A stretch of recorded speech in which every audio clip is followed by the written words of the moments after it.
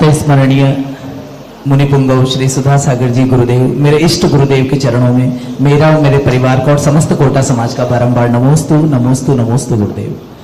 गुरुदेव, जिज्ञासा है कि कहा है कि भोजन का सम्मान करना चाहिए।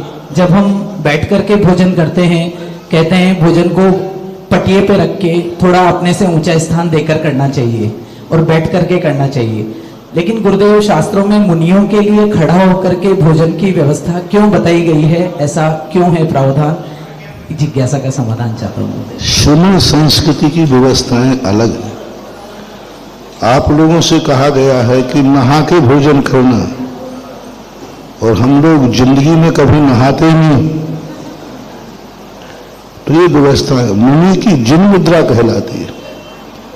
मुनि की और सारी मर्यादाएं गौण हैं। जिन मुद्रा में आहार लिया जाता है, और जिन मुद्रा का अर्थ होता है सारी दुनिया के सामने बीतराग मुद्रा का प्रदर्शन। बैठने आदि से एक तो मलकियत का भाव आता है।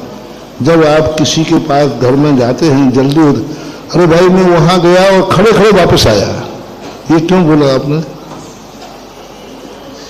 वहां हमें रुकना नहीं है, बिल्कुल, लेकिन जाना तो जरूरी है, जाना पड़ेगा। बिल्कुल खड़े खड़े वापस आया तो फिर जाओ मत, बैठने के समय नहीं जाना। तो बस यही मेरी व्यक्ति बताने के लिए आहार तो लेना, बिल्कुल खड़े खड़े अभी लेके वापस आया, यानी वहां पर हमारी कोई मलकियत नहीं बैठ के खाने की, खड़े खड़े वापस आया। ये सैद्धांतिक में जिन मुद्रा, वीतराग मुद्रा का प्रदर्शन, इस प्रकार से ऐसे कारण बनते हैं। एक जिज्ञासा और गुरुदेव, जैसे आज कोटा से चतुर्दशी टीम आई है पूरी आप दर्शनार्थ, जैसे ही ये टीम गाड़ी से उतरी अभी, तो गौ माता अपने बछड़े को दूध पिलाती हुई नजर आई। इसको हम क्या माने गुरुदेव? कैसा संकेत है ये? अच्छा मानो, गाय को बछड़े का दूध मिल रहा, तुम्हें भी कोई ना कोई उपलब्धि होने वाली होगी। और क्या है? गरिमा जैन जी मझौली, और तैयार रहेंगे नगर पंचायत पार्षद श्रीमती इला जैन जी मझौली। गुरुदेव के चरणों में नमोस्तु नमोस्तु नमोस्तु। शुल्लक जी के चरणों में एक शामी एक शामी एक शामी। महाराज जी, मेरा प्रश्न यह है कि जो भगवान के ऊपर अतिशय होते हैं, तो वो हमारे लिए शुभ संकेत है या अशुभ संकेत है?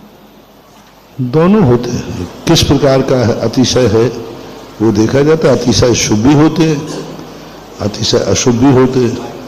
वो अतिशय की व्यवस्था देखी जाती है, किस ढंग का अतिशय है, क्या है। मूर्ति हिल रही है, मूर्ति डिग रही है, तो अलग अलग इसके हैं। कौन से किस ढंग का है वो उसको देख करके बताया जा सकता है कि शुभ है या अशुभ है। भगवान जी को जैसे पसीना आता हुआ दिखता है, तो पसीना आने में दो चीजें हैं। अब वो पसीने का जल जो है शीतल है, में बारंबार नमोस्तु नमोस्तु नमोस्तु। शुल्लक श्री महाराज जी के चरणों में एक